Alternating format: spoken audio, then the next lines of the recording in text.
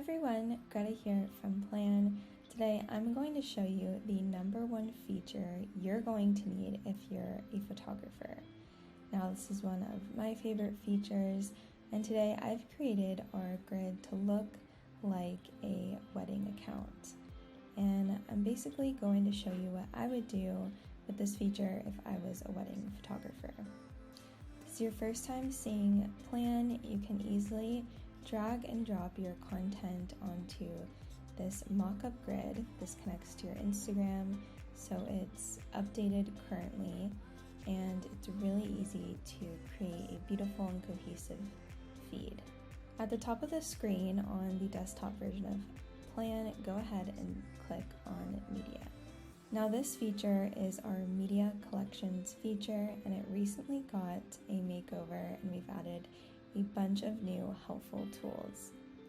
For example, you can now search collections by tags. You can star your favorite collections or collections that you need to focus on. And you can even add notes so you don't forget to tag certain suppliers, photographers, models, or if you need to communicate anything to your team, you can do that here. As a photographer, there's a few different ways you can organize your content with collections. As a photographer, there's two different ways you can organize your collections. Well, two different ways that I recommend, at least. One way is to add a collection and title it the name of the couple.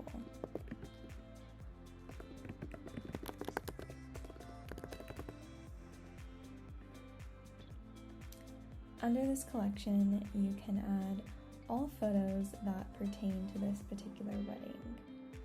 I'm just going to bring in some stock photos, but of course, you can bring in your photos from your desktop, Dropbox, Google Photos, Google Drive, and so on and so forth.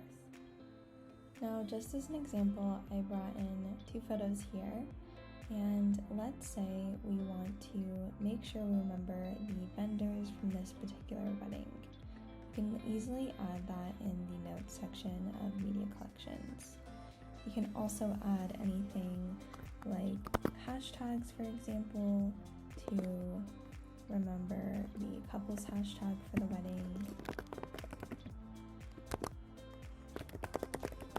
Tag any suppliers. You can also add any particular notes that you need, so anything that you need to remember before you post these photos. You can also tag your collections to make them easier to find and also to act as little reminders.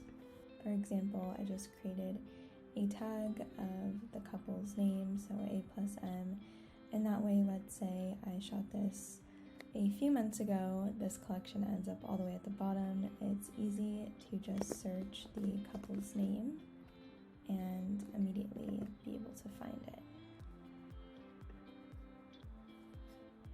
Another way you can organize collections as a photographer is to do it by the type of content. So, for example, as a wedding photographer, you really want to make sure you have a diverse grid, and you probably want to space out certain shoots.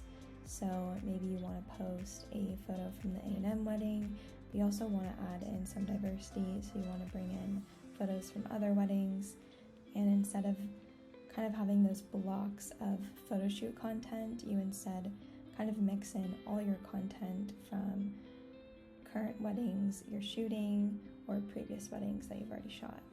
For example, I might create a collection and call it rings. Let's just make this really simple. And then I would bring in any photos of specific wedding ring shots that I've taken.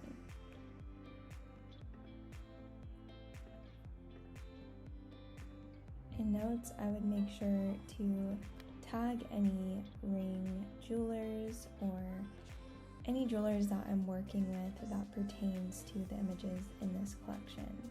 So I've gone ahead and created a few more collections. For example, I created bridal gowns, florals, couple photos, and friends and family. Now, I really love organizing this way because it makes it so easy to pull content and bring it into my grid. If I look at my grid now, I can see that while it looks really beautiful, I don't have a lot of photos of friends and family at the weddings. And so knowing that, it's super easy to go into that specific collection and pull a piece of content and bring it onto my grid. I also easily see on my grid where I need to add in some more couple content, and so for example here I'm really focused on the details, so I'm going to bring in another piece of content that has to do with the happy couple. And if I see that something just doesn't quite fit on the grid, it's so easy to just drag and drop that piece of content back into your media collections folder, so you can grab it at another time. And it's so easy to drag and drop a different photo back to the grid and see how that one looks instead. I also find that organizing content this way is a little bit more strategy friendly. And what I mean by that is in strategy, it's easy for me to create these custom tiles and then to be able to drag and drop those tiles onto my grid, even if I don't yet have the content to fill them. And I can be really specific with them. And even if I don't have the content yet, I can easily organize it and get an idea for elements that I need to bring in or things that I need to switch around. I hope this video was helpful for you, and happy planning.